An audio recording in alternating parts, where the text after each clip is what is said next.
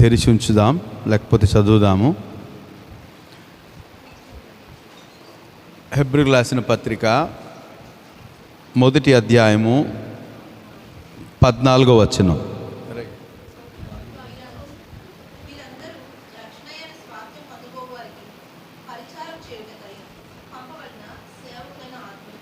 Thank you.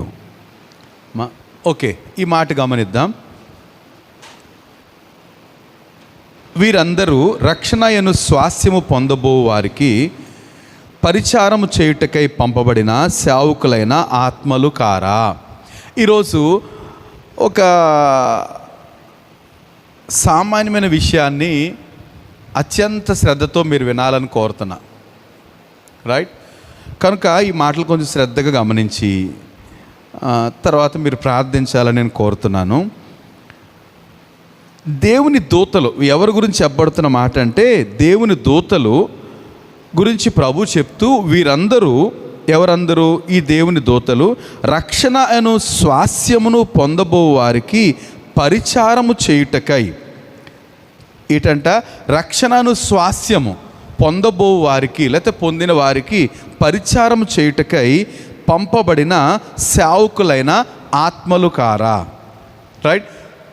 ఏంటంట? దేవుని సేవ లేకపోతే రక్షణ పొందిన వారికి సేవ చేయటానికి ఉన్నారట. ఎవరండి? దేవుని దూతలు. అందరూ చెప్పండి ఒకసారి, మరొకసారి. దేవుని దూతల గురించి ఈరోజు కొన్ని వచనాలు, అంటే దేవుని దూతలు భక్తులకు ఏ విధంగా సహకరించారో మనం ధ్యానం చేసి ఒక ప్రత్యేక విషయాన్ని గురించి మరొకసారి జ్ఞాపకం కాదు, మనం నేర్చుకుందాం. రైట్? సో దేవుని దూతలు రక్షణ పొందుతున్న వారికి పరిచర్య చేయడానికి వచ్చిన సేవకులు వాళ్ళు. ఇప్పుడు వచ్చిన సేవకులు అంటే ఎక్కడున్నారు వాళ్ళు? ఆ మాట నేను చదువుతున్నాను చూడండి. వీరందరూ రక్షణ అయిన స్వాస్యం పొందబో వారికి పరిచారం చేయుటకై పంపబడిన సేవకులైన ఆత్మలు కారా. పంపబడ్డారు. ఎక్కడికి పంపబడ్డారు? భూమి మీదకి. సో ఇప్పుడు రక్షణ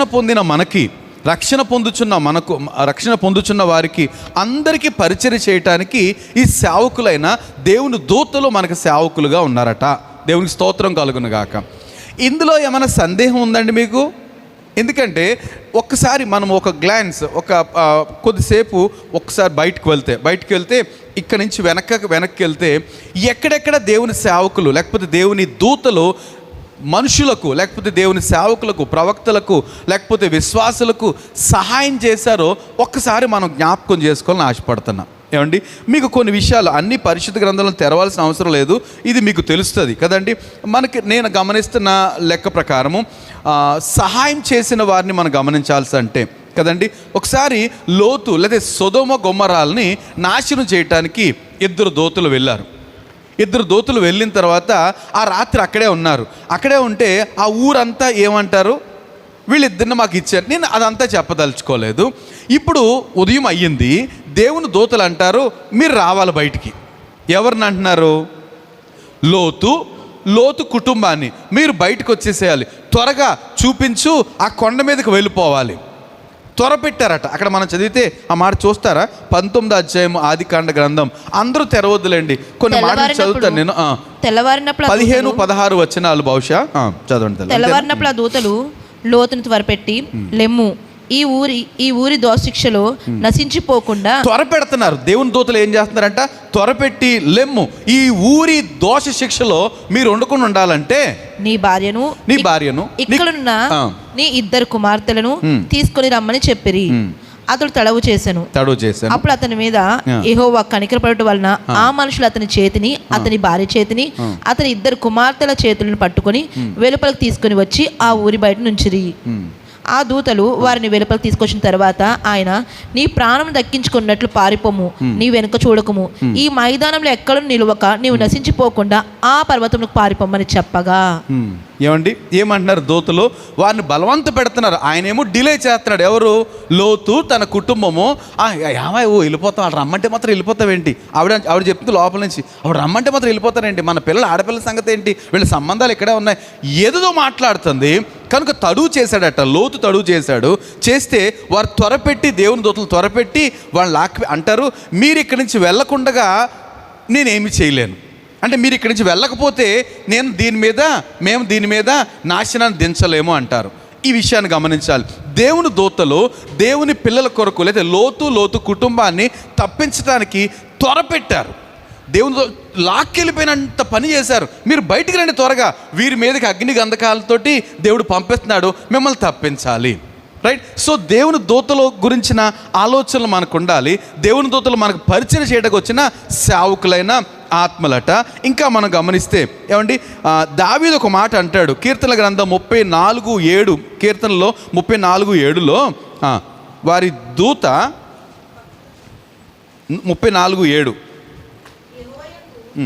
యెహోవా యందు భయభక్తులు గల వారి చుట్టూ ఆయన దూత కావలి ఉండి. ఏంటంట? యెహోవా యందు భయభక్తులు గల వారి చుట్టూ ఆయన దూత కావలి ఉండి వారిని రక్షిస్తాడట. దేవునికి స్తోత్రం కలుగును గాక. ఏంటంట? ఎవరైతే దేవుని యందు భయభక్తులు కలిగి ఉంటారో వారి చుట్టూ దేవుని దూత కావలి ఉండి వారిని రక్షిస్తాడు. ఇంకా అంతేనా? ఓకే. సో దేవుని యందు భయభక్తులు గల వారి చుట్టూ దేవుని దూత కావాలి అన్నీ నేను చదివించిన కానీ ఇవి మీకు అవసరం అనేసి. రైట్. సో దేవుని దూతలు చేసే పనులు ఏంటంటే దేవుని యందు భయభక్తులు గల వారి చుట్టూ కావలి ఉండి వారిని ఏం చేస్తారట? రక్షిస్తారట. ఇంకా మనం చూస్తే షద్రక్, మేషక్, అబేద్నెగోలు వాళ్ళ కష్టంలో పడ్డారు కదండి. అగ్నిగుండంలో పడేసినప్పుడు ఏంటంట? ముగ్గురు పడేశారు, కానీ 4వ వాడు ఉన్నాడు అక్కడ. ఎవరు? ఆయన దేవుని దూత అంటాడు కదా. రాజు అంటాడు, ఇగో ముగ్గురు పడేసాం మనము, 4వ వాడు దేవుని దూత స్వభావంలో ఉన్నాడు. అంటే దేవుని ప్రజలకు, దేవుని బిడ్డలకు శ్రమ వస్తే వారితో పాటు ఉండడానికి ఎవరు వస్తారట? దేవుని దూతలు వస్తారు. ఇంకా దానియేలు గురించి కూడా మనం చూసుకుంటాం. దానియేలుని అంటారు, మనం అనుకుంటాం దానియేలు గుహలో ఎన్ని సింహాలు ఉన్నాయంటే 1000 కొలది ఉంటాయంట. ఆ సింహాలు ఏంటంటే ఇవి కావాలని కొంచెం ఆహారం పెట్టి ఆకలితో ఉంచుతారట. రాజుకు దగ్గరగా ఉంటాయి. రాజు దగ్గర అంటే రాజు భద్రత కొరకు ఏర్పరచబడిన సింహాలట అవి. ఏమండి, ఒకవేళ రాజు మీదకి సడన్గా ఏ శత్రు ఏ రాజుని వస్తే ఏం చేస్తారట? మనం చూస్తాం, కుక్కలను విప్పినట్టు చూస్తాం, సింహాలను విప్పుతారట. సింహాలను వదిలితే ఇక శత్రులందరూ ఏం చేస్తాయండి? తినేస్తాయి. అంత కనుక ఆకలితో ఉంచుతారట. అక్కడక్కడ కనీసం చచ్చిపోకుండా మాత్రం పెడతారు తప్ప ఆకలితో ఉంచారు. అలాంటి సింహాల గుహలో దానియేలును పడేస్తే ఏమండి, రాత్రంతా ఎవరున్నారంట? దేవుడు తన దూతను పంపి ఈ సింహములు నాకు ఏమీ హాని చేయకుండా ఉంచారు. దేవునికి మహిమ కలుగును గాక. ఈరోజు దేవుని దూతలు దేవుని ప్రజలకు ఎంతగా సహాయం చేస్తాయో మనం చూస్తున్నాం. ఇంకా మనం చూస్తే ఏమండి, పేతురు చెరసాల్లో ఉన్నప్పుడు కదండి, సంఘమంతా అత్యాశక్తితో ప్రార్థన చేస్తుంది. సంఘమంతా అత్యాశక్తితో ప్రార్థన చేస్తుంటే పేతురు ఏం చేస్తున్నాడు? సమ్మగా పడుకున్నాడు. ఎలా పడుకున్నాడు తెలుసా అండి? ఈ పక్కన సైనికులు చైన్స్ వేసుకుని ఈయన ఎక్కడ పారిపోతారన్నాడు. ఈయనేమి బందిపోటు కాదు, క్రీస్తు శిష్యుడు కనుక ఈయన చేతులకి పోలీస్ చేతులకి, ఈయన కాళ్ళకి పోలీస్ కాళ్ళకి బొండలు చైన్స్ వేసి బిగించేస్తే మధ్యన వాళ్ళు ఎలా ఉన్నారు కానీ ఈయన మాత్రం సమ్మగా పడుకున్నాడు. ఇప్పుడు దూత చెప్తున్నాడు, లే. ఈయన లేపంగానే ఆ చైన్ అంతా ఊడిపోయిందంట. దూత చేయి పట్టుకుని ఒక గేటు, రెండో గేటు, చివరి గేటు తీసుకొచ్చి ఆ సెంటర్లో తీసుకెళ్ళి వదిలేశాడు దేవుని దూత. ఏం జరిగిందంట? దేవుడు తన దూతను పంపి ఆ చెరసాల్లో ఉన్న పేతురుని బయటికి రప్పించాడు. రప్పించకపోతే ఏం జరిగేది? ఆ ఉదయం అంతకుముందే యాకోబుని చంపేశారు, ఇప్పుడు నెక్స్ట్ తల నరికేది. ఎందుకంటే ఇలాగే శిష్యులను చంపేయడం అనేది యూదులకు ఇష్టమైన కార్యం అనేసి ఏం చేస్తున్నారంట? ఒక్కొక్కరిని నరకడం మొదలుపెట్టారు ఆ రోమన్ గవర్నమెంట్. కనుక పేతుని చెరసాల్లో వేశారు. కానీ ఆ రాత్రి ఏం చేశారట? దేవుని దూత వచ్చి వారిని పేతుని విడిపించి తిరిగి మళ్ళీ సువార్తకు పంపించడం మనం చూస్తాం. దేవుని దూతలు దేవుని బిడల పరిచర్యలో డైరెక్ట్గా ఇన్వాల్వ్ అయినట్టు మనం చూస్తాం. ఎదర్ డైరెక్ట్ ఆర్ ఇండైరెక్ట్, ఒక్కొక్కసారి మనకు కనపడిన పనులు. రైట్. ఇంకా మనం చూస్తే కదండి, ఏలియాకు ఆహారం తీసుకొచ్చి ఏంటంట? మొదటి రాజులు 19వ అధ్యాయము ఎవరు ప్రవక్త శిష్యుల్ని లేకపోతే బయలు ప్రవక్త శిష్యులు 400 మందిని చంపించేసిన తర్వాత ఆ ప్రవక్త్రి అంటది, ఏం పేరు, యెజబెల్ అంటది, రేపు ఈ టయానికి నీ తల కూడా అలా వాళ్ళలో కలిసిపోతే చూసుకో అంటే వెళ్ళిపోయి ఎక్కడో దాక్కుంటే దూత వచ్చి ఆహారం పెట్టి లే ఇది భోంచేయి. అలా రెండు సార్లు ఆహారం పెట్టి బలం పడిన తర్వాత అప్పుడు ప్రయాణం చేశాడు. డైరెక్ట్గా ఒక ప్రవక్తకు దూత తీసుకొచ్చి ఆహారం పెట్టిందండి. అంటే దూతలు ఏం చేయగలుగుతారు? భద్రత ఇవ్వగలుగుతారు, ఆహారం పెట్టగలుగుతారు. ఏమండి ఇంకా మనం చూస్తే యేసు ప్రభు 40 రోజులు ఉపవాసం తర్వాత, బహుశా తీసి చదవాలి ఎక్కడ ఉంటుందో నేను గమనించలేదు, కానీ యేసు ప్రభు 40 రోజులు ఉపవాసం తర్వాత ఆయన బలహీనుడైనప్పుడు ఏం జరుగుతుందంట, దేవుని దూతలు వారికి పరిచారం ఏం చేస్తుంటారా? యేసు ప్రభు 40 రోజులు ఆయన భోజనం చేయలేదు, పానం చేయలేదు, పూర్తిగా అరణ్యంలో దేవునితో సహవాసం చేస్తున్నప్పుడు ప్రార్థనలు ఉండిపోయాడు. ఆయన ప్రార్థనలు ఉండిపోయినప్పుడు సాతాను వచ్చి శోధించి వెళ్ళిపోయిన తర్వాత ఆయన ఆకలిగా ఉన్నప్పుడు ఏం జరిగిందంట, దేవుని దూతలు వచ్చి వారికి ఆయనకు పరిచారం చేశారట. అంటే ఏం చేసి ఉంటారు? 40 రోజుల నుంచి ఆహారం లేక శారీరకంగా బలహీనమైపోయిన ప్రభువుకి ఆహారం పెట్టారండి శిష్యు. ఎవరు? దేవుని దూతలు వచ్చి ఆహారం పెట్టారు. సో ఇట్లాంటి మనం చూస్తే అమ్మా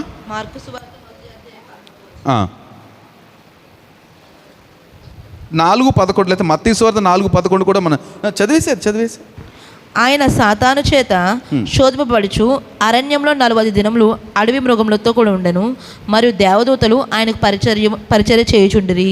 సో దేవుని దూతలు ఆ ఉపవాసంలో పరిచర్య చేశారు.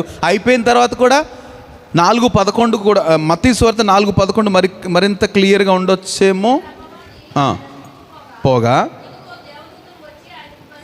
రైట్, ఉపవాస దినాలు అయిన తర్వాత అపవాది శోధించిన తర్వాత దూతలు వచ్చి వారికి ఏం చేశారంట, పరిచర్య చేశారట. సో దేవుని దూతలు దేవుని బిడ్డల పరిచర్యలో డైరెక్ట్గా పరిచర్య చేయటం. ఇంకా యేసు ప్రభు గెత్సెమనే తోటలో ఆయన మహావేదనతో ప్రార్థన చేసినప్పుడు ఏముంటుంది అక్కడ, దేవుని దూతలు వచ్చి ఆయన్ను ఆదరించారట. ఏం చేశారట? ఆదరించారట. దేవుని దూతలు ఆదరించగలుగుతారు, కంఫర్ట్ చేస్తారు, మనల్ని ఆదరిస్తారు. సో నేను ఈరోజు మీకు జ్ఞాపకం చేసేది ఏంటంటే, ఒకసారి రీకాల్ చేస్తున్నాము, దేవుని దూతలు దేవుని ప్రజలకు పరిచర్య చేస్తారు.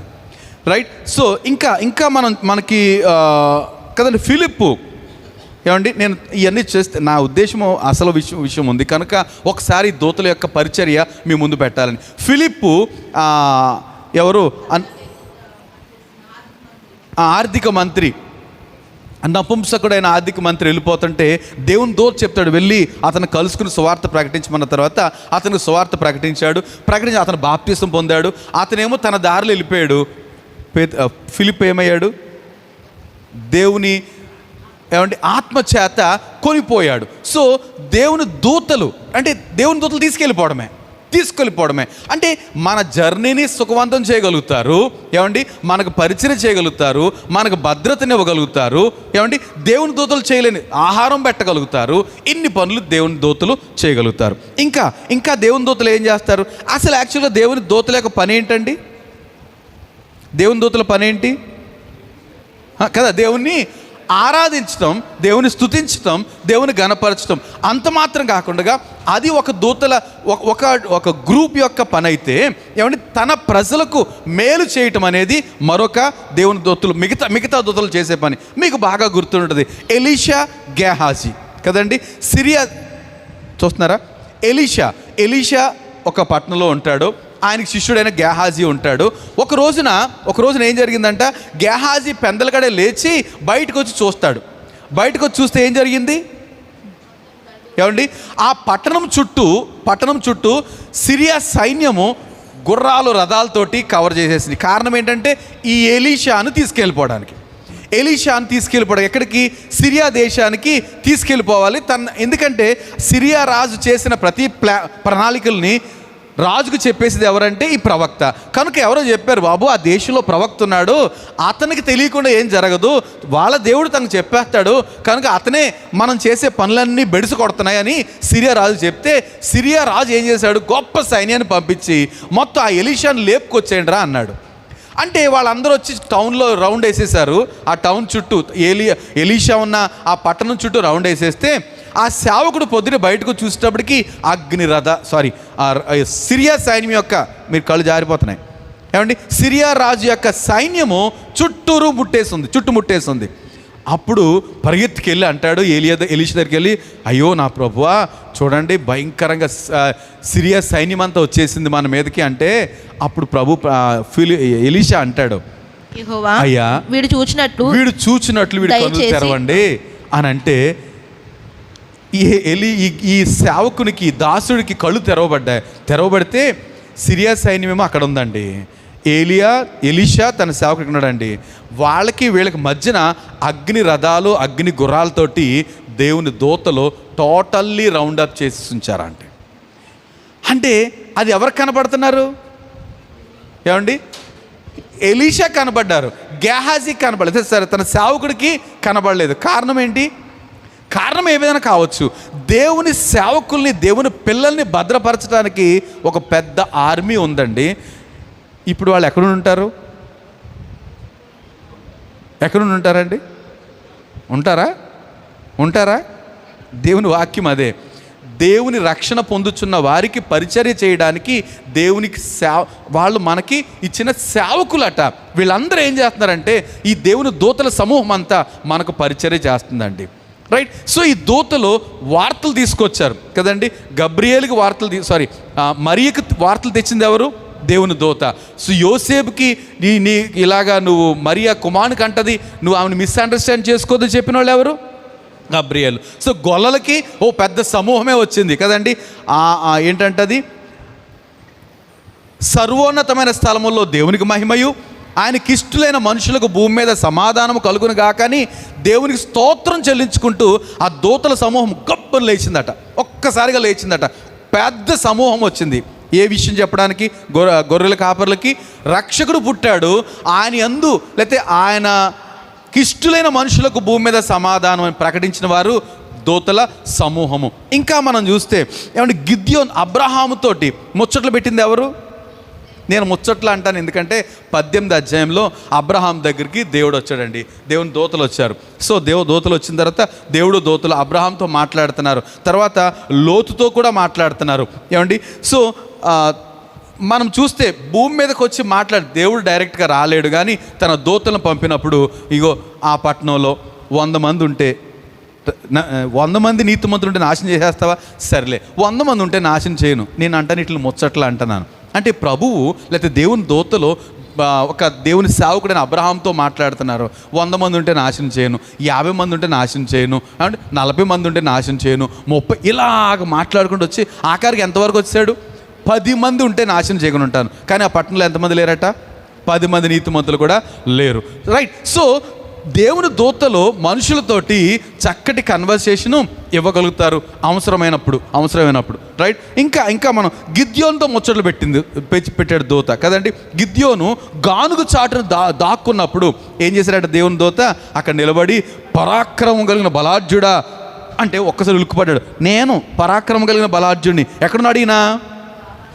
ఆ శత్రువులకు భయపడి, ఫిలిస్తీన్లు అనుకుంటా, వారికి భయపడి, అమాలేకీయులకి ఎవరికో శత్రువులు భయపడి గానుగు చాటున గోధుమలు తొలగొట్టుకుంటుంటే దూత ఏమంటున్నాడు? పరాక్రమం కలిగిన బలాఢ్యుడా. సో దూత గిద్యోను బలపరిచాడు, గొప్ప విజయం ఇచ్చాడు. ఇంకా మనం చూస్తే రైట్. సో కొర్నేలికి కదండి దేవుని దూత కొర్నేలి నేను ఎలాగా చెప్పాలో ట్రై చేస్తున్నాను. నేను అంటే నా ఉద్దేశం ఏంటంటే, ఇవన్నీ జస్ట్ ఒక టచ్ చేసేసి అసలు విషయంలోకి వెళ్దామని. ఇప్పుడే నిద్రపోతున్నారు మీరు, అదే నా భయం. రైట్. కనుక జాగ్రత్త. రైట్. కొర్నేలి భక్తిపరుడు, అన్యుడు కదండి. చాలా భక్తి దేవుని ఇన్స్పైర్ చేసింది. కనుక దేవుడు తన దూతను పంపించాడు. తన దూతను పంపిస్తే దూత చెప్తున్నాడు, కొర్నేలి, నీ ధర్మకార్యాలు, నీ భక్తి ఇవన్నీ దేవుని దగ్గర జ్ఞాపకార్థంగా చేరినాయి. కనుక ఇప్పుడు నువ్వేం చేయాలి? యొప్పేకు మనుషులు పంపించి పేతును రప్పించుకో, ఆయన నీకు సువార్త చెప్తాడు. సో ఇట్లాంటి శుభకరమైన, ఎంత ధన్యత అండి మనకి ఎప్పుడైనా కలిగింది అలాంటి ధన్యత? రైట్. కనుక అట్లాంటి భక్తి చేయాలండి. మనం భక్తి చేయడం అంటే ఈ కాసేపు కూర్చోడానికే టైర్డ్ అయిపోయి, నిద్రపోయి, లేకపోతే అలసిపోయి, మధ్యలో 2 సార్లు బయటికి వెళ్ళొచ్చి, ఏమో నాకు అర్థం అవ్వదు. ఏమండి, అది ఆయన చూడండి, మంచినీళ్ళు ఇప్పుడు అప్పుడే. రైట్. సో కాసేపు మన భక్తికి తీవ్రత ఉండాలండి. రైట్. అప్పుడే దైవ ప్రత్యక్షత కలిగింది. కొర్నేలి భక్తి అంటే నేను అనుకుంటాను ఈయన 100 మంది మీద అధిపతి.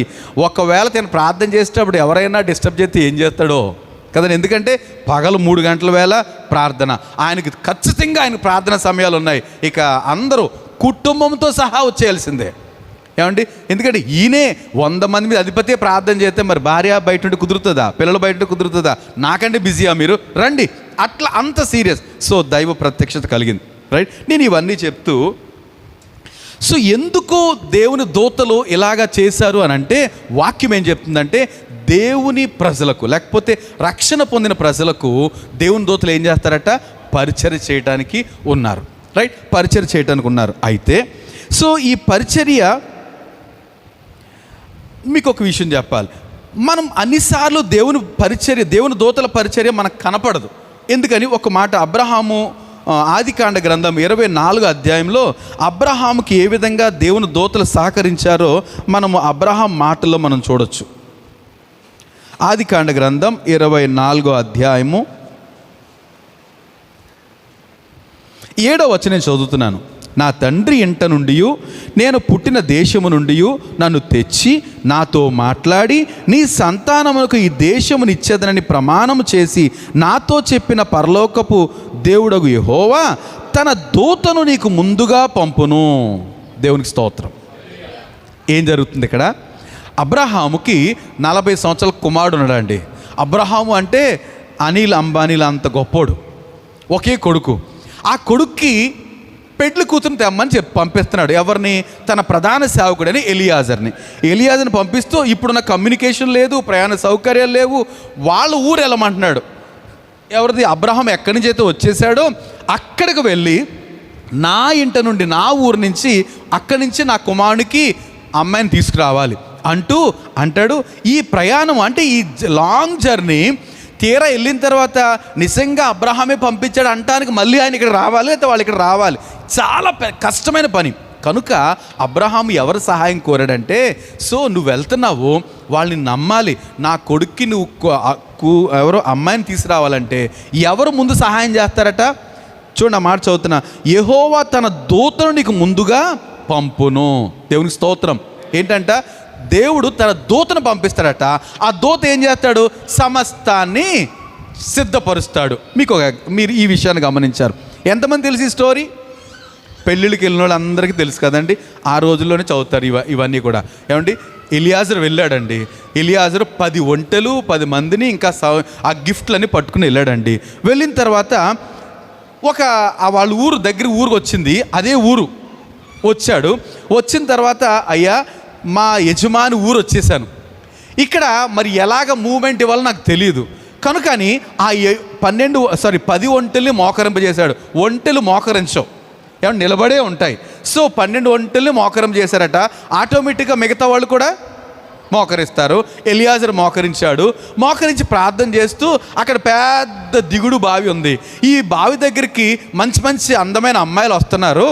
ఈ అమ్మాయిలు వస్తున్నారు కనుక నేను ప్రార్థన చేస్తుండగానే అమ్మాయిలు వస్తుంటే, ఇదిగో ప్రభు చాలామంది ఉన్నారు, నేను ఎవరైనా ఒక అమ్మాయిని చూసి కొంచెం మంచినీళ్ళు ఇయ్యమ్మా అంటాను. అంటే నా యజమానుడికి సరిగ్గా సరిపడే అమ్మాయిని చూసి కొంచెం సరిపోద్ది ఈడు చూడు అని ఆ అమ్మాయిని అడుగుతాను. ఆ అమ్మాయి కనుక నాకు నీళ్ళు ఇచ్చి నాకు మాత్రమే కాదు నా ఒంటెలకు కూడా నీళ్లు పోస్తాను అంటే మాత్రం ఆమె అంత సులువండి.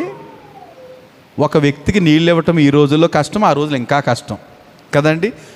దిగుడు బావికి దిగి వెళ్ళి నీళ్ళు తీసుకురావాలి. నాకు నీళ్లు పోయమ్మంటే కడవ వంచాలి. వంచడం మాత్రమే కాదు, అయ్యా నీ ఒంట్లో కూడా నీళ్లు పెట్టేస్తాను అనేటంత సాహసోపేతమైన అమ్మాయిలు ఉంటారా అండి? కానీ ఏం జరిగిందంట మనం చూస్తే ఏమండి, ఆమె ఎవరో ఒక అమ్మాయి కనపడింది, చాలా బాగుంది, మంచి అందమైన అమ్మాయి. ఆ అమ్మాయిని అడిగాడు, అమ్మ కొంచెం కడవంచి నీళ్లు పోస్తావంటే, అయ్యో తప్పనిసరిగానండి అని కడవంచి నీళ్లు పోస్తూ ఆయన ఎంతో ఆరాటంగా తాగినట్టు యాక్షన్ చేస్తే అంటది, మీ ఒంట్లు కూడా నీళ్ళు పట్టించేస్తానండి. ఎలా జరిగింది ఇదంతా? ఇంతకీ ఎవరు తెలుసా అండి? అబ్రహాం యొక్క భార్య అయిన శారాయి అన్నయ్య కూతురు. ఏమండి, ఎలా జరుగుద్ది ఇది? మీరు ఊహించండి. ఎవరు సిద్ధపరిచారు ఇదంతా? అబ్రహాము దేవునికి అప్పగించాడు, అయ్యా నీ దూతను పంపి కొంచెం అరేంజ్మెంట్స్ ఈ నెల లేడు, ఈ నెల వెళ్ళకూడదు, నా కొడుకునాడు తీసుకెళ్ళకూడదు సుమా, ఆమెనే తీసుకురావాలి, ఒకవేళ రానంటే విడిచిపెట్టేసాయి, వస్తానంటేనే దేవుడు తన దూతను పంపించి కార్యం చేస్తాడు. దేవుని దూతలు చేసే పని మనకు కనపడదండి, వాళ్ళు బ్యాక్గ్రౌండ్ వర్క్ చేస్తారు. బ్యాక్గ్రౌండ్ అంటే వీ కెనాట్ సీ, మనం చూడలేం, కానీ మనం అప్పగించుకుంటే చక్కగా అబ్రహాము దేవునికి చెప్పాడయ్యా నీ దూతను పంపి కొంచెం సహాయం చేయమా ఎలియాజర్కి. ఒక్క ప్రార్థన సింపుల్, పోనీ 4 సార్లు తిరగలే, వెళ్ళటం ఊరెళ్ళాడు, ఊరెళ్తే ఏమీ కనుక్కోలేదు, చిన్న ప్రార్థన సవినయంగా మోకరించి ప్రార్థన చేశాడు. కరెక్ట్గా వెళ్ళాల్సిన ఇంటికే వెళ్ళాడు. ఆ అమ్మాయి పరిగెత్తుకుని వెళ్ళి తీసుకొచ్చింది. తీరా చెప్పిందంత వివరం అంటే ఎవరి గురించి అంటే వాళ్ళ బంధువే. మళ్ళీ ఆమె చక్కగా ఆయనతో పాటు నెక్స్ట్ డేనే ఆయనతో పాటు తిరిగి వచ్చేసింది. సో దేవుని దూతలు చేసే కార్యక్రమాలు ఇంత అందంగా ఉంటాయి. రైట్,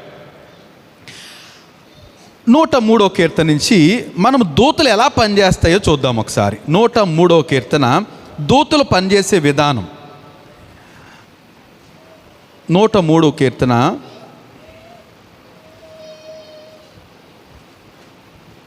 17వ వచనం, 17 చరణం.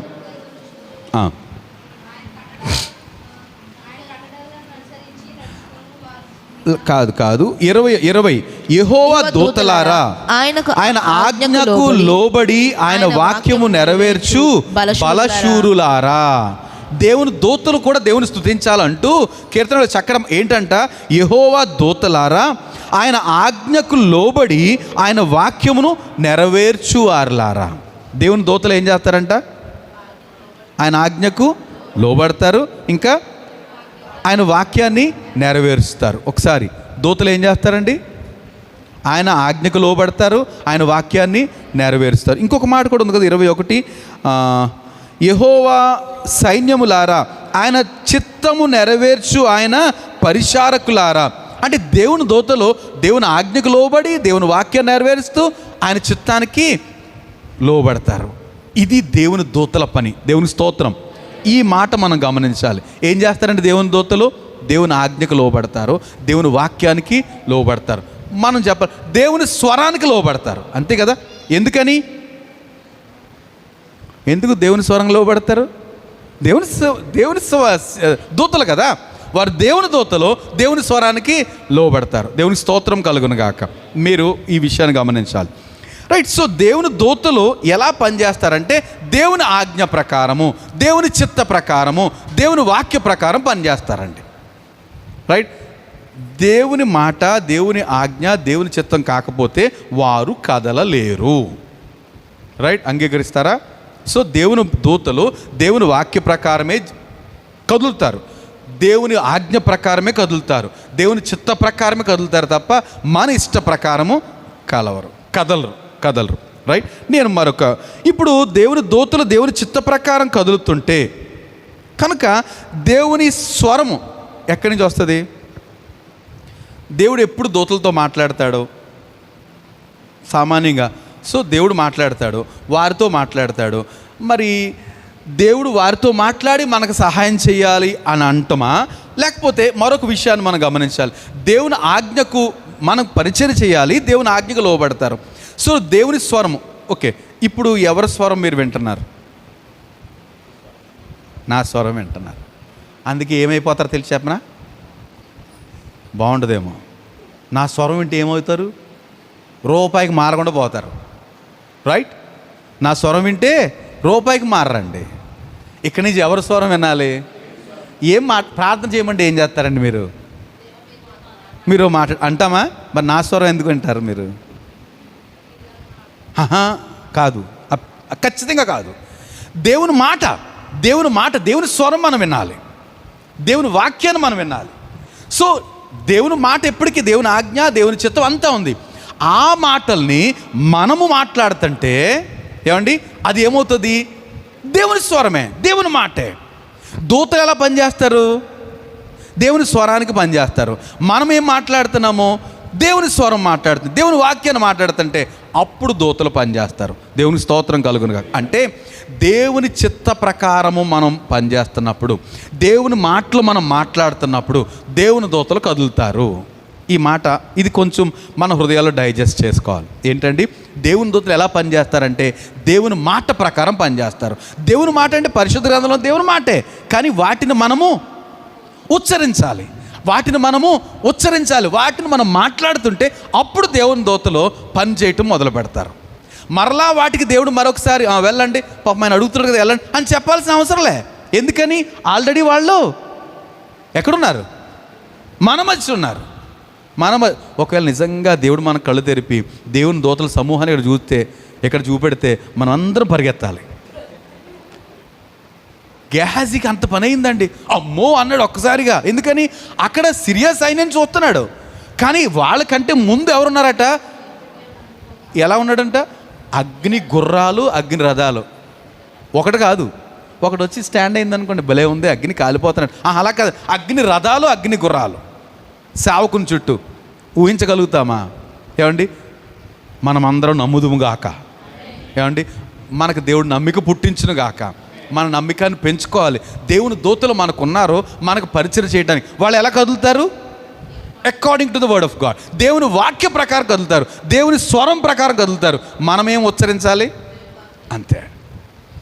మనం దేవుని వాక్యాన్ని ఉచ్చరించినప్పుడు, దేవుని వాక్యాన్ని తరచూ మాట్లాడుతున్నప్పుడు దేవుడు తన పని, దేవుని సేవకులు లేకపోతే దేవుని దూతలు ఆ పనులు చేస్తారు. ఇది మనం గ్రహించాలి. నేను ఇంకొంచెం డీటెయిల్లోకి వెళ్ళటానికి ప్రయత్నం చేస్తాను. ఏమండి, సో దేవుని మాటలు, దేవుని చిత్తం లేకపోతే దేవుని మాటలు ఎప్పుడు మాట్లాడతాం అని అంటే ఒకసారి చూద్దామా. సామెతల గ్రంథం 4వ అధ్యాయంలో మన మాటకి అంత పవర్ ఉందని బాగా తెలుసు మనకి. ఇవన్నీ కంఠస్థం వచ్చిన మాటలే. ఏమండి కదండి. ఒకసారి మన హృదయము 23:24 నీ హృదయం 4వ అధ్యాయంలో 4వ అధ్యాయం సామెతల గ్రంథం 23:24. ఒకవేళ తీగిపోతే శ్రద్ధగా వినండి, దయచేసి వినండి. నీ హృదయంలో నుండి జీవదారులు బయలుదేరును కాబట్టి అన్నిటికంటే ముఖ్యముగా నీ హృదయంను భద్రంగా కాపాడుకోను. ఏంటంటే మన హృదయంలోంచి ఏం బయలుదేరతాయంట? జీవదారులు బయలుదేరతాయి. ఎక్కడి నుంచి బయలుదేరతాయి? హృదయంలో ఉన్న జీవదారులు ఎలా బయలుదేరతాయి? నోటి ద్వారా. మన హృదయంలో జీవదారులు ఎలా బయలుదేరతాయి? నోటి ద్వారా. కనుక చాలా భద్రంగా మన హృదయాన్ని కాపాడుకోవాలి. ఇంకా కింద మాట చూడండి, మూర్ఖపు మాటలు నోటికి రానియకము, పెదవుల నుండి కుటిలమైన మాటలు రానియకము. ఏమండి ఏంటంట? కనుక నోరు ఎప్పుడు మాట్లాడుతుంది? నోరు ఎలా మాట్లాడుతుంది చెప్పండి?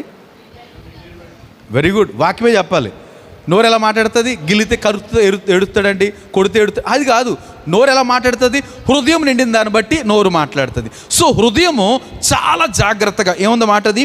నీ హృదయంలో నుండి జీవధారలు బయలుదేరతాయి. అన్నిటికంటే ముఖ్యంగా నీ హృదయాన్ని మన హృదయాన్ని భద్రం కాపాడుకోవాలి. అప్పుడు హృదయం నిండిన దాన్ని బట్టి నోరు మాట్లాడుతుంది. నోరు ఏమండి, మనం మాట్లాడిన మాటే చక్కగా ఈ మధ్యలో అన్నారు, మనం మాట్లాడిన మాటే విత్తనము అని అంటున్నారు. అంటే మంచి మాటలు మాట్లాడితే మంచి విత్తనాలు వస్తాయి, పనికి మాల మాటలు మాట్లాడితే పనికి మాల విత్తనాలు వస్తాయి. కనుక మీ నోటిని చూడండి, నీ మూర్ఖపు మాటలు నోటికి రానియకము, పెదవుల నుండి కుటిలమైన మాటలు రానియకము. ఎందుకని? ఓకే, నేను ఇంకా మరింత డీటెయిల్లోకి వెళ్ళటానికి ప్రయత్నం చేస్తాను. రైట్, 18వ అధ్యాయం, మళ్ళీ సామెతల గ్రంథం 18వ అధ్యాయం. కొంచెం ఓపిక్గా వినండి, కంక్లూషన్ మాత్రం మనం గమనిద్దాం. 18వ అధ్యాయం 20-21 వచ్చిన చూస్తే, నీ నోటి ఫలము చేత, ఒకని నోటి ఫలము చేత ఏంటంట? మన నోటి ఫలము చేత మన కడుపు నిండుతుందంట. అంటే గమనించారా? మన నోటిని బట్టే మన కడుపు నిండుతుంది అంటండి. అంటే కడుపు నిండాలంటే మన నోరు ఏం మాటలు మాట్లాడాలి? అంతే. పొద్దుట లేచి ఏమండి శాపనార్థాలు, బూతులు, లేకపోతే అవి ఇవి మాట్లాడుతున్నాం అనుకోండి, కడుపు నిండదు.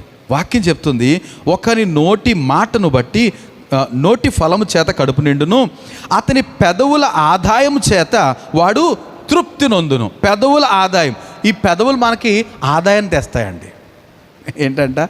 కొంచెం సూక్ష్మంగా ఆలోచించాలి. ఇది మనకు అలవాటైన మాటలు, కొత్త మాటలు ఏం కాదు. ఎందుకంటే పూర్వం నుంచి ఉన్న విశ్వాసులం కదా, ఇవన్నీ కంఠస్థమే. అది కదా, ఏదో మాట అంటారు, అన్నీ ఉన్నా అదా కదా, ఇంకేదో అంటారు. అలాగా అన్నీ తెలుసు మనకి. కానీ అన్నిటిలోనూ లేమితోనే ఉన్నాము. కారణం ఏంటో ఈరోజు ప్రభు మనతో మాట్లాడాలనుకున్నాడండి. మన లేమికి, మన కరువుకి, మన నష్టానికి కారణం మరి ఎక్కడో లేదు. ఎక్కడుందంట? జస్ట్ బిట్వీన్ అవర్ లిప్స్, మన నాలుక, మన పెదవుల మధ్య, లేకపోతే నాలుక, ఈ మూడు వాటిని బట్టి ఉంది. ఇక్కడ చదివితే, ఒకరి నోటి ఫలము చేత వాని కడుపు నిండును, తన పెదవుల ఆదాయం చేత వాడు తృప్తి నొందును. జీవ మరణములు నాలుక వశము. ఏంటంట? జీవం కానీ మరణం కానీ దేని వశమంట? నాలుక వశమే. ఇంకా ఆ మాట తర్వాత, దాని యందు ప్రీతి పడువారు దాని ఫలం తిండి. ఈరోజు మనందరికీ ఏం కలగాలంటే, మన పెదవులు, మన నాలుక, దీని మీద ప్రీతి కలగాలి. ప్రీతి కలగాలంటే అద్దం ముందు నిలబడి లిప్స్టిక్ వేసుకోమని అంటలేదు నేను కదండి. మా పిల్ల ఉంది, మా మనవరాలు, దానికి కనుక లిప్స్టిక్ కనబడిందా సమస్య లేదు. ఇంక ఏ పని ఎంత ఏడిపోయినా ఆపేసి ఓరికే రాసేసి మళ్ళీ అంటది. ఇది అంటే అనుకోవాలంటే కదా, కలుపుకోవాలంటే కదా, రెండు పెదవులు అనుకో. ఎన్ని బుడ్డది 2 years ఏనా? 2 సంవత్సరాలు. ఏంటి? మన దాని యందు ప్రీతి పడాలి. దేని యందు? మన నోటిని గురించిన ప్రీతి, జాగ్రత్తలు మనం కలిగితే ఈరోజు మనందరికీ ఈ రోజు నుంచి ఆశీర్వాదాలు మొదలెడతాయని చెప్పడంలో ఏమాత్రం సందేహం లేదు. దేవుని స్తోత్రం. ఎందుకని? మనం ఏం ధ్యానం చేస్తున్నాం? వాక్యాన్ని. ఇది ఎవరి స్వరము? దేవుని స్వరం, రైట్? సో దేవుని స్వరం మనం వింటున్నాము కనుక ఒక మాట, హెబ్రీ పత్రిక 4:14 మీరు అందరూ తెరవాకలేదు, చెప్పాను కదా. 4:14 కొంతమంది మాత్రమే తీగలిన వాళ్ళు తీసి, ఏమండి 4:14, ఆకాశ మండలం గుండా వెళ్ళిన దేవుని కుమారుడైన యేసు అను గొప్ప ప్రధాన యాజకుడు మనకున్నాడు. ఈ మాట గమనించండి. ఆకాశము గుండగా ఆరోహణం అయ్యాడు. ఆయన ఎవరట? దేవుని ప్రధాన యాజకుడు, గొప్ప ప్రధాన యేసు అను దేవుని కుమారుడైన యేసు అను గొప్ప ప్రధాన యాజకుడు మనకున్నాడు, రైట్? తర్వాత మాట ఏంటి? కనుక మనం ఒప్పుకునే దానిని గట్టిగా చేపట్టుదుము. ఈ మాట గమనించండి. ఏమైతే ఒప్పుకుంటామో దాన్ని గట్టిగా పట్టుకోవాలట. దేవుని స్తోత్రం కలుగును గాక. ఒప్పుకున్న దాన్ని గట్టిగా పట్టుకోవాలి. చెప్పండి ఒకసారి అందరూ. మరలా, ఒప్పుకున్న దాన్ని గట్టిగా పట్టుకోవాలి. అనండి. రైట్. ఎందుకనంటే ఏం ఒప్పుకుంటున్నాం మనం? ఒప్పుకుంటున్నామా? ఒప్పుకుంటే దాన్ని ఏం చేయాలంట? గట్టిగా పట్టుకోవాలి. దేవుని వాక్యాన్ని కనుక మనం ఒప్పుకుంటే, అంటే మన నోట ఉచ్చరిస్తే దాన్ని గట్టిగా పట్టుకోవాలి. ఏ వాక్యమైనా చూడండి, మనం చదివిన వెంటనే, విన్న వెంటనే ఆశీర్వాదాలు కుమ్మరించడం మనం గమనించాం. Let us wait.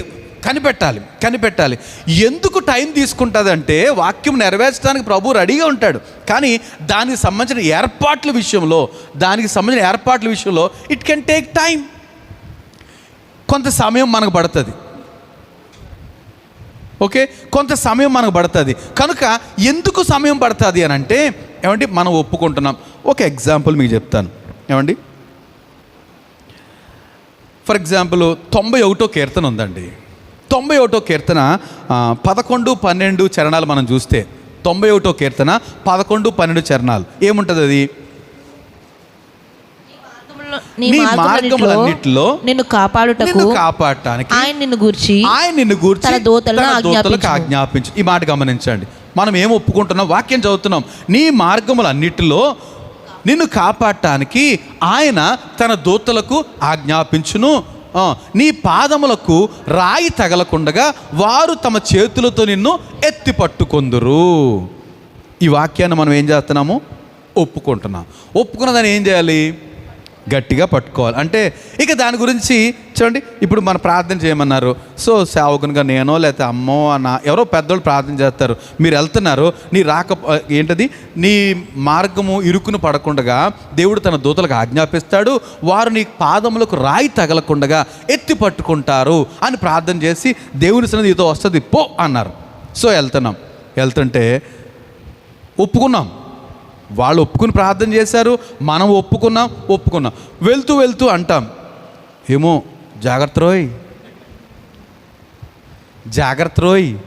జాగ్రత్త, బస్సు ఎక్కేటప్పుడు దిగేటప్పుడు జాగ్రత్త. అంటే ఈ మాటను మనము ఏం చేశాము? మరలా జాగ్రత్త చెప్పడంలో గల ఉద్దేశం ఏంటి? ఎవరుంటారు అంటున్నాము? దేవుని దూతలు నీ కాళ్ళకు రాయి తగలకుండా పట్టుకుంటారని వాగ్దానం ఒప్పుకుని పంపిస్తూ తొందరపడి వెళ్ళిపోకు, స్పీడ్గా వెళ్ళిపోకు అంటే మనం ఒప్పుకున్న దాన్ని ఏం చేసాము, దాన్ని పట్టుకోకుండా మరలా జాగ్రత్తలు చెప్తున్నా. నేను ఒక ఎగ్జాంపులే ఇంకా ఇట్లాంటి అంటే ఏమైతే ఒప్పుకుంటామో దాన్ని ఏం చేయాలంట, గట్టిగా పట్టుకోవాలి. ఏమండి, మన పిల్లల భవిష్యత్తు ఉందండి, పిల్లల భవిష్యత్తు ఉంది. ఇప్పుడు నాకు 3 పిల్లలు, ఒకడు డిగ్రీ పీజీ కంప్లీట్ చేసి డిగ్రీ కంప్లీట్, ఏమైపోతుంది, ఎలా దేవుడు సిద్ధపరుస్తాడో ఇలాగ అనుకుంటాం కంటే వాక్యాన్ని నేనేం చేయాలంట, చక్కటి మాటలు ఉన్నాయి కదండి. 54 యెషయా గ్రంథం 54 అధ్యాయంలో, నీ పిల్లలు నేను రక్షిస్తాను, వారికి అధిక విశ్రాంతి కలుగును. నీ పిల్లలు నేను కదా, చదవండి ఒక మాట, కొన్ని మాటలు త్వరగా చూసి. యెషయా 54లో నీ పిల్లలు నేనే రక్షిస్తాను. 54:13 నీ పిల్లలందరూ యెహోవా చేత ఉపదేశం నందుదురు. ఏంటంటే నీ పిల్లలందరూ యెహోవా చేత ఉపదేశం పొందుతారు, నీ పిల్లలకు అధిక విశ్రాంతి కలుగును. ఎవరి గురించి చెప్తున్న మాట ఇది? దేవుని పిల్లల గురించే. సో నీ పిల్లలందరూ యెహోవా చేత ఉపదేశం పొందిన వారు, నీ పిల్లలందరికీ అధిక విశ్రాంతి కలుగుద్ది. కనుక నేను ఏం చేయాలి, వీళ్ళ గురించి ఆందోళన వచ్చిందనుకోండి, నా నోట మాట ఏముండాలి, ప్రభువా మీరు అన్నారు నా పిల్లలు నీ ఉపదేశం వింటారు, అధిక విశ్రాంతి కలుగుద్ది అన్నారు, మీకు స్తోత్రం, నీ కార్యాలు మీరు జరిగిస్తారు, అలాగ అనాలి నేను. అలా కాకుండా ఏమైపోతారు, పిల్లల్ని ఏం చేద్దాం, వాళ్ళకి పెద్ద వయసు వచ్చేసింది, డబ్బులు లేవు, పిల్లలు ఉద్యోగాలు చేయాలి, ఏంటి ఇలాగనే అన్నాను అనుకోండి, ఒప్పుకున్న దాన్ని ఎంతసేపు పట్టుకున్నాను నేను, ఆదివారం పట్టుకున్నాను. మళ్ళీ ఇంటికి వెళ్ళిన తర్వాత పిల్లల గురించి ఏంటో తలపొడి వచ్చేస్తుందంటే ఏం చేస్తారు చూడండి. ఎప్పుడైతే మన వాక్యాన్ని చెప్పామో, దయతో అందరూ గమనించాలి. ఏమండి, నిర్లక్ష్యం చేస్తే నేను మీకు ప్రభు సహాయం చేయాలని ఎంతో ఆశపడుతున్న ఈ మాటల్లో మన జీవితంలో కార్యం చేయాలని ప్రతి ఒక్కరు కూడా మనం ఏమైతే మాట్లాడామో, వాక్యాన్ని ఆ స్వరం చెప్పామో, దూతలు ఏం చేస్తారు, పని చేయటం మొదలు పెడతారు. సో మనం ప్రార్థన చేస్తున్నాం అంటే ఈ వాక్యం చదువుతున్నాం, నీ బిడ్డలు దేవుని చేత ఉపదేశం పొందుతారు, నీ పిల్లకి అధిక విశ్రాంతి కలుగుద్ది అని వాక్యం మనం చదివి విశ్వసిస్తున్నప్పుడు దేవుని దూతలు యాక్షన్లో దిగుతారండి. వీళ్ళని ఏ విధంగా సెట్ చేయాలి, అబ్రహాముకు చెప్పిన మాటను బట్టి ఎలియాజర్కి ఎలాంటి సెటప్స్ చేశాడో అలాగా టైం తీసుకుని దేవుడు దూతలో తన పనులు చేస్తూ ఉంటారు. మనకు కనపడేవి ఇవన్నీ అరేంజ్ చేస్తుంటారు. ఈలోపు మనం ఏం చెప్తాం, ఏమంటాం, ఏమవుతుంది ప్రభు, ఎందుకు ఇచ్చా 3 పిల్లల్ని, ఒక్కడైతే బాగుండేది కదా, లేకపోతే ఇలాగా నేను అన్నదానికి నేనే వ్యతిరేకంగా మాట్లాడాను అనుకోండి, వాళ్ళు ఏమవుతారు, ఇలా తీసేవాళ్ళు అంతే, స్టాట్యూ అంతేనా, ఆట ఆడతారు స్టాట్యూ, ఫ్రీజ్, LONDON లండన్ ఆడేటప్పుడు స్టాట్యూ వెనకాల తిరిగేవాళ్ళు. అంటే ఎప్పుడైతే మనం పలికిన దాన్ని, ఒప్పుకున్న దాన్ని గట్టిగా పట్టుకోకుండా దాన్ని వదిలేసామో, మళ్ళీ దానికి ఆపోజిట్ మాట మాట్లాడామో, దోతలు ఏం చేస్తారు, ఆగిపోతారండి. ఇప్పుడు మీకు అర్థమవుతుంది ఎన్నిసార్లు మనం ఆదివారం వాక్యం విన్నప్పుడు బూస్ట్ వచ్చేస్తుంది, లేదా వాక్యం చదివినప్పుడు, కుటుంబ ప్రార్థన చేసినప్పుడు ఎంతో ధైర్యం, మళ్ళీ బయటకు వచ్చి ఎవడో సెంచోడు వస్తాడు, వచ్చి ఏంటి మీ పిల్లల సంగతి ఏంటి, లేకపోతే మీ చెల్లెల సంగతి ఏంటి, లేకపోతే మీ అక్క సంగతి ఏంటి, ఇంతేనంటే అడిగి తొయ్యం దిగిపోతుంది, ఎక్కలేని అదేనంటే అనవసరంగానండి. మనం మాటను పలికిన తర్వాత దూత పనిచేయటం మొదలుపెట్టాడు, కానీ దానికి వ్యతిరేకం ఎందుకని, మన మాటను బట్టే కదా దూత పనిచేయడం మొదలుపెట్టాడు. మళ్ళీ మనమే మాట్లాడుతున్నాం, ఏమవుద్దోనండి, ఏం చెయ్యం, ఫేటు నా ముఖం అంటూ ఉంటాం కదా. అప్పుడు దూతలు ఏం చేస్తారంటే మళ్ళీ నిశ్చేష్టులు. ఈ విషయాన్ని గమనించాలి. దేవుని దూతలు దేవుని ఆజ్ఞ ప్రకారము, దేవుని స్వరం ప్రకారం పనిచేస్తారు. కనుక మనం ఏం చేయాలండి, దేవుని మాటలే పలకాలి. వ్యతిరేకంగా మాట్లాడాల్సిన సందర్భం వస్తే చంప మీద కొట్టుకోవాలి. ఎవరైనా కొడితే కుదరదు, మన కోపం వచ్చేది కదండి. ఆగో అనాలి, అని ప్రభువా మీకు స్తోత్రం, నీ చిత్తం ప్రతి దానికి. ఏమండి, ఇంకొక మాట చూద్దాం. ఇట్లాంటి మాటలు ఏమండి, ఈ జర్నీ గురించి మనం చేసాము. ఇంకొక చక్కటి మాట 121 కీర్తన 78 చరణంలో ఉంటుంది కదా. ఏమండి, నీ రాకపోకల యందు యెహోవా నిన్ను కాపాడును, నీ రాకపోకల యెహోవా నిన్ను కాపాడు. ఇది వాగ్దానం. ఏమండి, ఈ వాగ్దానం ఎవరికి ఉంది ఈ వాగ్దానం? ప్రపంచంలో ఎవరికి లేదు, మనకు మాత్రమే ఉంది. కనుక మనం హ్యాపీగా ప్రయాణం చేయాలి, మళ్ళీ సంతోషంగా తిరిగి రావాలి, వాగ్దానం. కనుక మనం ప్రయాణం మొదలుపెట్టినప్పటి నుంచి మళ్ళీ తిరిగి వచ్చేటంత వరకు భయం కలిగిన ప్రతి పరిస్థితుల్లోనూ నీ రాకపోకలంది యెహోవా నిన్ను కాపాడిన వాగ్దానం మా పట్ల నెరవేరుస్తున్నావు తండ్రి, మీకు స్తోత్రం అనగానే దూతలు అలర్ట్ అయ్యి దానికి సంబంధించిన అరేంజ్మెంట్స్ అన్నీ చేసుకుంటారండి. ఎందుకని మన అడుగు ఇరుకున పడకుండగా వారు తమ చేతులతో ఎత్తి పట్టుకుంటారు. చాలాసార్లు మనం గమనించం దేవుని ఆ తర్వాత ఒక యాక్సిడెంట్ జరిగింది, దేవుని కృప తప్పించబడ్డాము. ఒకసారి వెనక్కి తిరిగి ఆలోచించుకోండి, ఇది ఎలా జరిగింది. నేను ఈ సందర్భంగా మొన్న ఆలోచిస్తున్నాను. హనీరిని ఒకసారి బండి గుద్ది, ఏమండి చాక్లెట్లు తిండమ్మా, చాక్లెట్లు లేవా? మీ అబ్బాయి దగ్గర చాక్లెట్ ఉందా, బిస్కెట్ ఉందా? ఓపెన్ చేసి చెప్తాను ఎవరికైనా ఇమ్మని, అప్పుడు ఇవ్వండి. రైట్, ఓ బిస్కెట్ ఇవ్వండి, ఏమనుకోకుండా ఇవ్వండి. Right, okay. వీళ్ళు యాక్సిడెంట్ అయిందండి, వీళ్ళు వచ్చేస్తున్నారు, ఒక బండి గుద్దింది, ఎగిరి పడ్డారు. ఎవరు? తినో ఎగిరి రోడ్డు మీద పడ్డారు. ఆ రోడ్డు అవతలేమో కాలువ, పక్కన రాళ్ళు, ఎగిరి రోడ్డు మీద పడ్డారు. కానీ ఎక్కడ దెబ్బ తగలలేదు. ఎంత సులువైన మరణాలంటే ఈ రోజుల్లో పడితే చాలు, బ్రెయిన్ ఏమవుతుంది, హ్యామరేజ్, బ్లడ్ లోపల నుంచి క్లాట్ అవుతుంది, కోమా, చచ్చిపోతుంది. ఇది పరిస్థితుల రోజులు. కానీ నేను ఆలోచిస్తున్నా, అంటే ఏం జరిగింది? దేవుని దూతల అదృశ్య హస్తం మనకు తెలియదు. వారు కాలు ఇరుకున పడకుండగా, రాయి తగలకుండగా తమ చేతులతో ఎత్తి పట్టుకుంటారు. దూతల పరిచర్య మనం అర్థం చేసుకోవాలి. కానీ మనం ఏం చేయాలంటే దేవుని వాక్యాన్నే ప్రకటించాలి, దేవుని వాక్యాన్నే ఉచ్చరించాలి. దేవుని స్వరం, ఇదంతా ఏంటి? దేవుని స్వరం, దేవుని మాటలే మనం ఉచ్చరించాలి. పొర్రపాటున మనం ఒప్పుకున్న దానికి కొత్త ఒప్పుకోలు చేయకూడదు. మళ్ళీ కొత్త ఒప్పుకోలంటే దానికి వ్యతిరేకంగా మనము మాట్లాడకూడదు. ఏమండి, నేను రైట్. ఇంకా కొన్ని వాగ్దానాలు మనం చూస్తే ఫిలిప్పీ పత్రిక 4వ అధ్యాయము 19, బహుశా అన్నిటికీ సరిపడిన ఒక వాగ్దానం ఏమో అనుకుంటాను. ఫిలిప్పీ పత్రిక 4:19,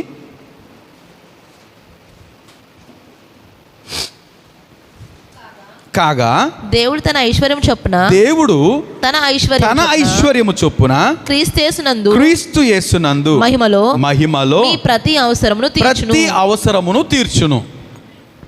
వింటారు ఈ మాట ఏంటంటే, కాగా దేవుడు తన ఐశ్వర్యము చొప్పున, ఏంటంటే మన అవసరాన్ని చొప్పున కాదట. ఈ మాట గమనించాలి. దేవుడు తన ఐశ్వర్యము చొప్పున. దేవుడు ఎంత ఐశ్వర్యవంతుడండి? ఎన్ని ఎకరాలు ఉంటాయి ఆయనకి? లేవంటారు, ఏమిని చెప్పలేము. ప్రభు అంటాడు, భూమి అంతా నాదే కదా, సరిపోద్దా? మన లెక్కకి సరిపోద్ది. కొంచెం పొలం ఉంటే ఏమండి అని అంటాం ఈ రోజుల్లో. కొంచెం పొలం అంటే ఎకరం అనుకుంటా కదండి. కొంచెం అంటే 10 సెంట్లు, కూర్చుడు అంటే 10 సెంట్లు కదండి. కనుక మనకు ఒక 2 ఎకరాలు ఉందనుకోండి, అమ్మాయి 2 ఎకరాలు ఉంది వాళ్ళకేంట్రా అంటారు, కోటీశ్వరుడే. ఈ రోజు 2 ఎకరాలు ఉందంటే కోటీశ్వరుడే. ప్రభు అంటాడు, ఈ భూమి అంతా నాదే. రైట్, భూమి అంతా అంతే కదా వాక్యం. మనం గత వారం కీర్తనల జ్ఞానం, ఈ భూమి సర్వభూమియు నాదే కదా అంటాడు. సో ఆయన ఎంత ఐశ్వర్యవంతుడు. ఇక మనం అంటే నేను ఎగ్జాంపుల్ చెప్పాను, సర్వలోకము ఆయనదేనండి. ఆయన అంటాడు తన ఐశ్వర్యము చొప్పున. రైట్, ఇప్పుడు పిల్లల అవసరాలు మనం తీర్చాలంటే వాళ్ళకి తెలుసు మన సత్తా ఏంటో. మా నాన్న ఆశ ఉంటుందండి, మా నాన్నకి ఏం చేయగలుగుతాడు కదండి. ఆయన జీతం ఎంత, లేకపోతే ఆయన బిజినెస్ ఎంత, ఆయన ఏదో అందుకని తగ్గట్టే అడుగుదాం. కానీ ఆయన అడిగేటప్పుడు, ఆయన మనం తీర్చేటప్పుడు మనం అడుగుతాం మన అవసరాల గురించి. కానీ ప్రభు తీర్చేటప్పుడు ఏం చేస్తారట? తన ఐశ్వర్యము చొప్పున యేసుక్రీస్తు నందు మీ మహిమలో మీ ప్రతి అవసరమును తీర్చును. మన ప్రతి అవసరం తీరుస్తాడండి. ప్రతి అవసరం అంటే కొంచెం కాంది ఏంటో చెప్తారా? మన అవసరాల్లో ఈ ప్రతి అవసరం కాంది అంటే దేవుడు తీర్చలేంది ఏంటో చెప్తారా కొంచెం? మన అవసరాల్లో మనకు అర్జెంటుగా ఉన్న అవసరాల్లో దేవునికి మనకి దానికి సంబంధం లేని అవసరాలు ఏమైనా ఉంటాయా? చెప్పండి మాట ఏంటి? క్రీస్తు యేసునందు మహిమలో మీ ప్రతి అవసరం తీరుస్తాడండి. ఎవ్రీ నీడ్, ప్రతి అవసరము. ఏమండి, ఇప్పుడు ఆయన తెలియదు అంటారా మన అవసరాలు ఏంటో? మన ప్రతి అవసరం తెలియదు అంటారా? ఎందుకు తీర్చబట్టలేదు? ఏమండి, పెద్ద మాటలు వద్దులేండి, సింపుల్గా నేను చెప్పింది చెప్పండి. గట్టిగా పట్టుకోవట్లేదు. ఒప్పుకోవాల్సింది ఏంటి? మనము యేసుక్రీస్తునందు దేవుడు తన ఐశ్వర్యంలో, యేసుక్రీస్తుని మహిమలో నా ప్రతి అవసరం తీరుస్తాడు.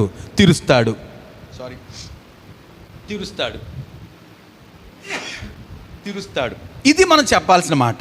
కానీ ఏం చెప్తున్నాం మనం? ఏమండి, ఎలా మాట్లాడుతున్నాం? దానికి నీరసం వచ్చిందండి, అస్సలు తగ్గట్లేదండి. ఏం జరుగుతుందో ఏంటో అనేటప్పటికి దూతలో స్టాప్ ఇట్ అంతే, ఆగిపోతారండి. వాళ్ళకి భారీ ప్లాన్ ఉంటుంది మన పట్ల. దేవునికి మహిమ కలుగును గాక, ఉన్నతమైన ప్రణాళిక. కానీ వాళ్ళని ఆపేసేది ఎవరు? ఇదే. కనుక ఈ నాలుక పెదవుల యందు ప్రీతి పడువారు వాటి ఫలము తింటారు. కనుక ఈ రోజు నుంచి ఏమండి, అట్లీస్ట్ ఈ మాటలు వింటున్న మనము, వినబోయే ఫేస్బుక్ యూట్యూబ్లో వారు కూడా దేవుని మాటే మాట్లాడదాం. దేవుని మాటే మాట్లాడదాం. మనం ఒప్పుకున్న దానికి వేరే ఒప్పుకోలు చేయొద్దు. మళ్ళీ ఏమైతే వాగ్దానం ఉందో దానికి వ్యతిరేకంగా మాట్లాడటానికి సాహసం చేయొద్దు. చేస్తే ఏం జరిగినట్టు? దేవుని దూతల పరిచర్యను ఆపేశాం. వాళ్ళు ఆగిపోతారంతే. నేను అంటాను, ప్రభు కొన్ని వాటికి సెట్ చేసేసి వదిలేశాడండి. అందుకే అంటాడు, జీవ మరణములు నాలుక వశము. రైట్, నీకు అన్నీ ఇచ్చేశాడు. కనుక మనం ఏం చేయాలంటే విశ్వాసంతో అంతే. ఇప్పుడు ఆదామును చేసినప్పుడు ఆదాము బుర్రలో అన్నీ పెట్టాడు. ఆదాము బిడ్డలో ఒక్కొక్కటి కనిపెట్టాలి. ఇది వాళ్ళ థింకింగ్లో ఆధారపడి ఉంది. దేవుడు కనపడి, నువ్వు ఇంజిన్ కనిపెట్టినాయన, రైల్వే ఇంజిన్ కనిపెట్టినాయన అన్నాడు. ఎవరితో అన్నాను? చెప్పలే. అవసరము వాళ్ళకి ఆలోచన ఇచ్చాడు. పక్షులు చూశారు, విమానం కనుగొన్నారు. ఏమంటే ఇలాగా అంటే దేవుడు సృష్టిలోనే అన్నీ ఇమిడి చేశాడు. మనం ఏం చేయాలంటే వాక్యాన్ని చదువుతూ, వాక్యాన్ని ధ్యానం చేస్తూ, వాక్య ప్రకారం మాట్లాడుతూ మన పనులు మనము నిర్వహించుకోవాలి, సమకూర్చుకోవాలి. దీనికోసం ప్రత్యేకంగా ఏమండి, దేవుడు నాకు సహాయం చేయట్లేదండి, మీ ప్రార్థన వింటాడేమో, అవసరంలే. ఏం చేయాలంటే మనము దేవుని వాక్యాన్ని తరచూ ఒప్పుకుంటూ ఉండాలి. వ్యతిరేకంగా మరొక ఒప్పుకోకుండా ప్రయత్నం చేయాలి. రైట్. చాలా తక్కువే చెప్తున్నాను, బోల్డ్ టైం ఉంటుంది అనుకున్నాను, సమయం అయిపోతుంది. మీకు ఒక ఎక్సర్సైజ్ కూడా ఇస్తాను నేను. సో ఈ మాటను గమనించి ఏ అవసరత మనకు వచ్చినా మనం చేయాల్సిన పని ఏంటి? ఏం ఒప్పుకోలు? దేవుని వాగ్దాన ఒప్పుకోలు. ఈ మాట కనుక దేవుని పిల్లలను మనం వాక్యం చదవాలి. ఎందుకొరకు? ఇప్పుడు మనకు అవసరం ఉందనుకోండి, వాక్యం చదివి, ప్రభువా నాకు ఒక వాగ్దానం దయచేయి. వాగ్దానం వస్తే సరిపోద్దండి, నెరవేరు పక్కర్లే. వాగ్దానం వస్తే అక్కడి నుంచి ఏం చేస్తాం? ఎప్పుడైనా నా పిల్లలతోటి ఏమండి, ఎప్పుడైనా పిల్లలు అదే పని చేస్తారు. తల్లిదండ్రులు పొరపాటున ఇందులో తండ్రి స్ట్రాంగ్గా, తల్లి స్ట్రాంగ్గా చూస్తారండి. అంటే మాట మీద నిలబడే వాళ్ళు ఎవరో వాళ్ళకి అర్థమవుతుంది. ఆ అమ్మ మాట, ఒక్కొక్కసారి అమ్మ మాట స్ట్రాంగు, డాడీ మాట అలాగే చెప్తారు. కొన్నిసార్లు డాడీ స్ట్రాంగు, అమ్మ వీక్ అంటే అంటది కానీ చేయదులే అని అనుకుంటారు. కనుక ఎవరైతే స్ట్రాంగ్ అంటారో వాళ్ళ నోటి నుంచి ఏదైనా ఒక మాట జారిందా పట్టుకుంటారు అంతే. పట్టుకుని మీరు అన్నారు కదా అంటే ఆయన అన్నాడు అంటే హీ కెన్ కదండి. తండ్రి అన్నాడంటే చేయగలుగుతాడు కాబట్టి అన్నాడు. కనుక ఇంకా సదపోరుతూ ఉంటారు. అన్నారు కదా అంటే అన్నానులే, పొరపాటున జారింది నోరు, ఏం చేస్తారు? ఖచ్చితంగా చేసి తీరుతారు. పిల్లలకు తెలుసు ఆ పాయింట్. ఇదంతా తెలుసు అండి, కానీ ఆయన దగ్గర పాయింట్ గమనించలేకపోతున్నాం మనం.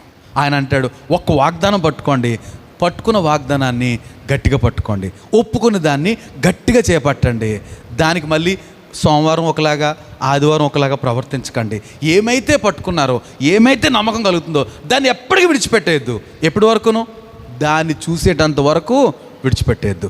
విశ్వాసానికి గొప్ప బహుమానం. నేను త్వరగా కొన్ని మాటలు చూపించాలి. హెబ్రీ పత్రిక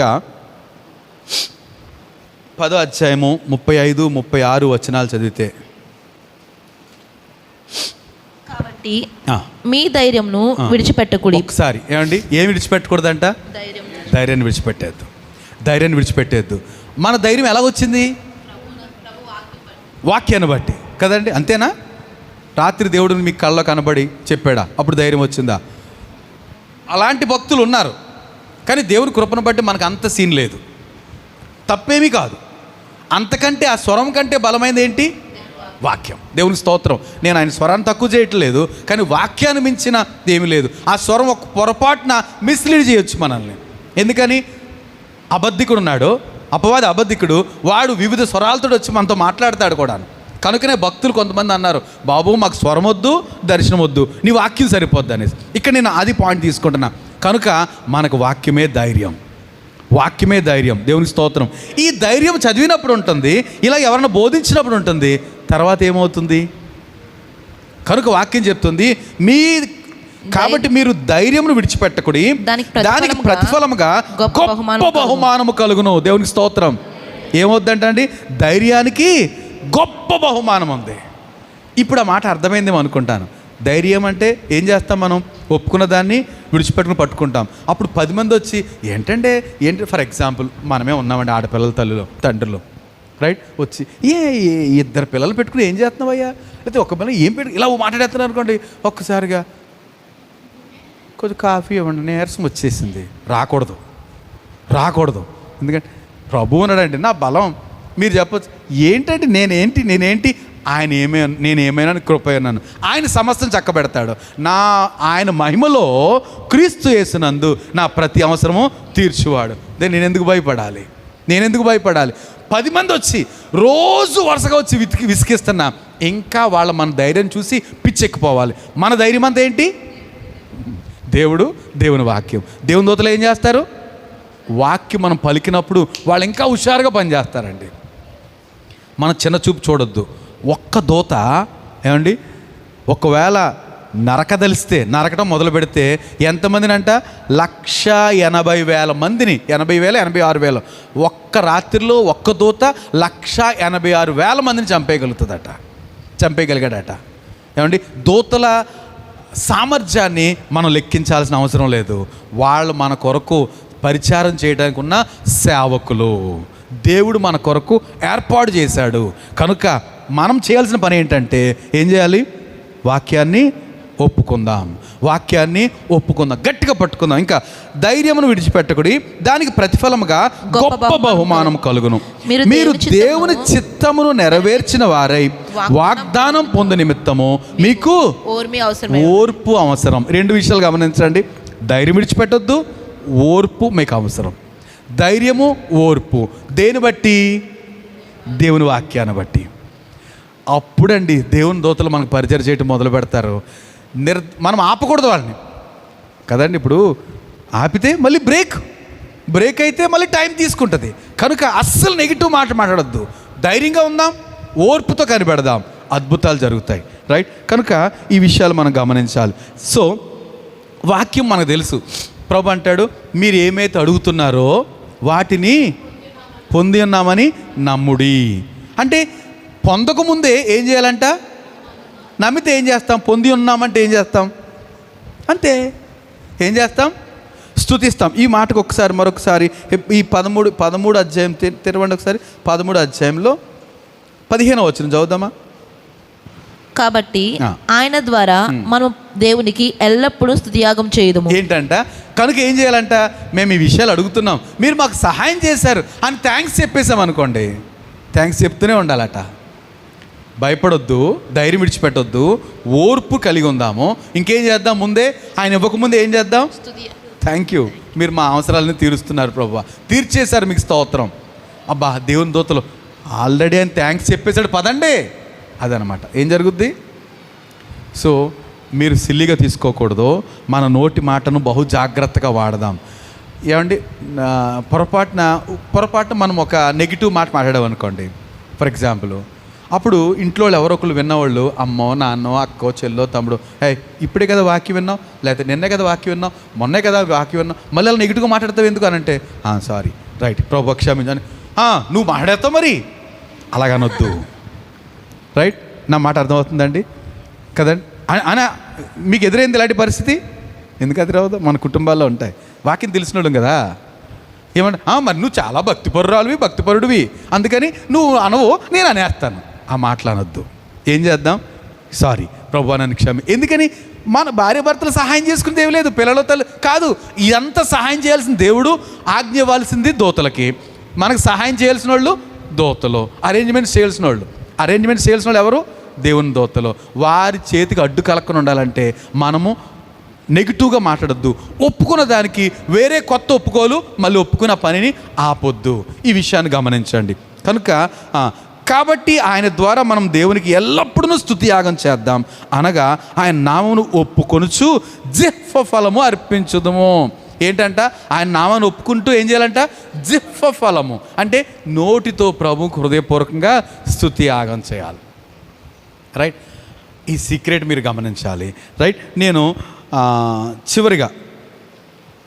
చివరిగా సామెతలు చదువుతలే 6:2 మీరు ఎవరు తెరవద్దు, అలా ఉండండి, ముగింపుకు వచ్చాను. 6:2 సామెతలు 6:2 నీ నోటి మాట వలన నీవు చిక్కబడి ఉన్నావు, నీ నోటి మాటల వలన పట్టబడి ఉన్నావు. గమనించండి ఏమండి, మనము అద్భుతమైన విషయాలు చదువుతున్నాము, వాగ్దానాలను విశ్వాసం ఉంచుతున్నాం, కానీ కొన్ని మాటలు నెగిటివ్గా మాట్లాడటం వల్ల ఆ మాట ఏమవుతుందంటే చిక్కు అవుతుంది. చిక్కు అంటే వల. అందులో మనం వేసిన వలలో మనమే పడిపోతున్నాం. నీ నోటి మాట వలన చిక్కబడి ఉన్నావు, పట్టబట్టం చిక్కబట్టం, ఇక మేలేం దొరకదు మనకి. సో దయచేసి ఈ మాటలు అందరూ స్వీకరించాలని. ఏమండి, పొరపాటున దేవుని మాటే ఉచ్చరిద్దాం ప్రతిసారి. ఎందుకంటే మనం అందరం ఎంత అవసరతలో ఉన్నామండి. నేను ఎరుగుదును, మీ అవసరతలన్నీ నాకు తెలుసు, నా అవసరతలు మీకు తెలుసు. వీఆర్ ఇన్ నీడ్, చాలా అవసరతలు ఉన్నాం. ఈ సమయంలో మనకు దేవుని సహాయం, దేవుని దూతల సహాయం ఎంతో అవసరం. కనుక ఎక్కడ మనకు సహాయం దొరకట్లేదు, మనం ఒప్పుకున్న దాన్ని మనమే విడిచిపెట్టేస్తున్నాం, వేరే కొత్త ఒప్పుకోలు దానికి వ్యతిరేకంగా. కనుక ఆ పని చేయొద్దు. సో మీకు ఒక హోంవర్క్ ఏంటంటే, ఒక్కొక్కరు ఏమంటే మీ పరిస్థితులు ఏమవుతున్నాయో, మీ అవసరతలు ఏమవుతున్నాయో దానికి సంబంధించిన 5 వాగ్దానాలు తీసుకుని వచ్చే ఆదివారం రండి. Is it clear? మనందరికీ అవసరతలు ఉన్నాయి కదండి, ఆ అవసరతలకు సంబంధించిన వాగ్దానాలు ఉన్నాయా? మీరు ఒకవేళ అవసరత ఇదండి నాకు, కానీ ఎక్కడ వాగ్దానం కనపడలేదంటే మనందరం కలిసి సెర్చ్ చేద్దాం,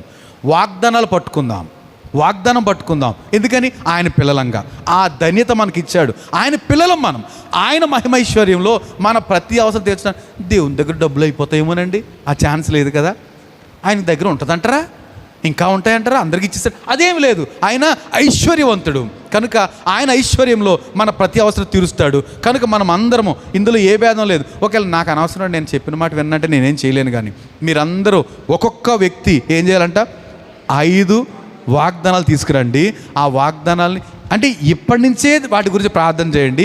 ఆ 5 వాగ్దానాలు రేపు ఆదివారం మరలా తీసుకొద్దాం, దాని గురించి ధ్యానం చేద్దాం. యాక్చువల్గా ఈ టాపిక్ ఇంతటితో అయిపోవడం నాకు ఇష్టం లేదు. దీన్ని మరొక వారం కూడా దాని గురించి ధ్యానం చేయాలని కోరుతున్నాను. దేవుడి మాటలు మన వినికిడిలో దీవించును గాక. దేవుని దూతల్ని పని చేయనిద్దాం. ప్రార్థన. Thank you. 2 నిమిషాలు.